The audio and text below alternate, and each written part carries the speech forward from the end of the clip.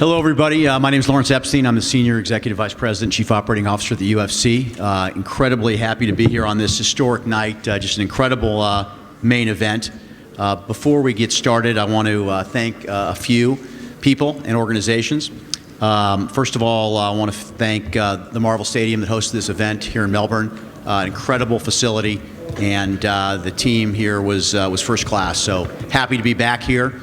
Also, I want to thank our partners from the sports ministry, Martin Pakula, and of course Visit Victoria Chairman Peter Bingaman. Without Visit Vic, we would absolutely not be here, and we couldn't be prouder to be partnered with them.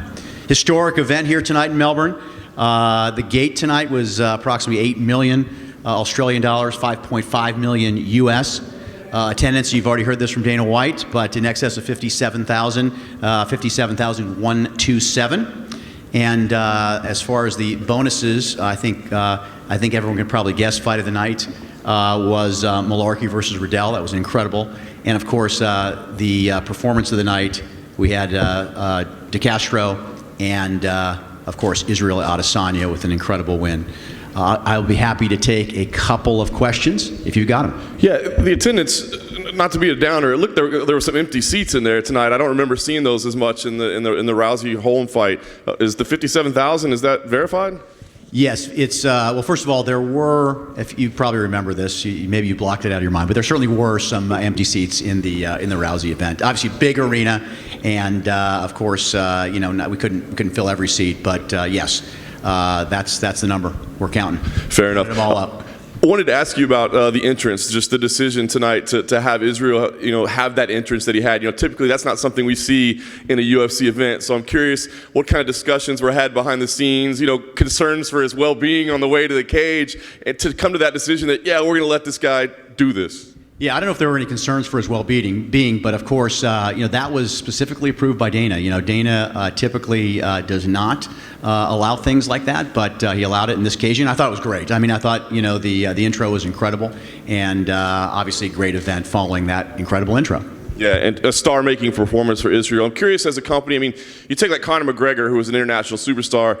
Ireland didn't have venues big enough for him, right? So he ends up fighting in the States. I mean, we think of Vegas as the home and where the biggest fights are, Madison Square Garden, that sort of thing in New York. But with Israel and having a venue like this here in Australia, I mean, do you foresee his future being able to hold, additional title fights here in the market versus being forced to fight abroad? Listen, I think Israel Adesanya can fill stadiums anywhere in the world. I mean, there's no doubt that this guy's going to be a huge star. He's incredibly charismatic. He's got a fighting style that is really, really interesting. And he's got an incredible personality. So I think you're going to see him involved in a lot of big events in Vegas, in Australia. Who else? Who knows where else? But a lot of big events for this guy in his future.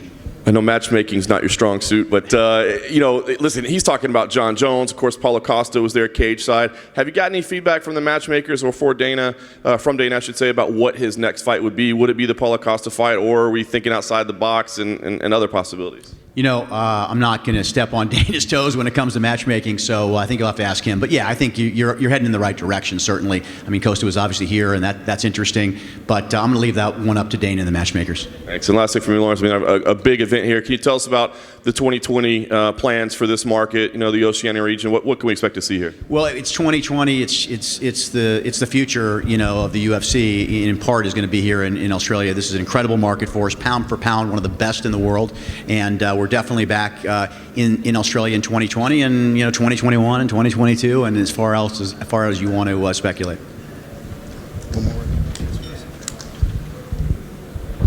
Just to talk a little bit about what John was bringing up, just in terms of New Zealand, Dan Hooker, obviously a big name for quite some time in New Zealand, but do you believe a guy like, obviously Israel's the champion, but do you believe a guy like Dan Hooker could himself potentially headline a fight night card in New Zealand sometime in 2020? I mean, absolutely. I mean, take a look at Israel Adesanya. I mean, only been in the UFC for a relatively short period of time. He's now a champion, and we're talking about, more stadium shows in the future. Obviously, he just did one, headline one today. So, I mean, the answer is, of course, and great win for Hooker tonight.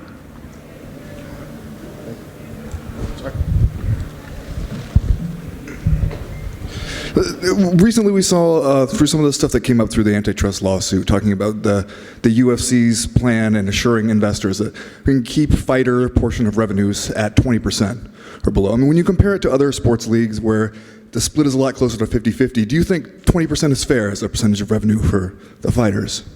You know, I'd really love to answer that question, but, you know, unfortunately we're involved in this lawsuit, and, you know, the lawyers who run this case have asked that they be the only ones that comment on it, but got some great answers for you. Unfortunately, not at privy to give them to you right now. So when the lawsuit's over, we could expect those answers? You know, when the lawyers say it's cool for me to talk about it, but trust me, I'm eager to talk about it and answer that question. I could spend about 30 minutes explaining to you a lot of things about it, but unfortunately I'm not in a position to do that. Thank you. Yeah, hi there. First of all, just confirming that is a UFC world record crowd, correct? I believe it is, yes. Yeah. No, what do you think the future is for Robert Whittaker now? Well, you heard it from him. I mean, he's not going away. You know, he was a great champion, a great representative for Australia, a great representative for the sport and for the UFC. So you heard it from him. He's not going away. I said I'll leave that one up to Dana and the matchmakers, and of course Robert and his team to decide, you know, what are his next moves in the UFC. Thank you. All right. Thank you, Lawrence. Thank you, guys. Appreciate it.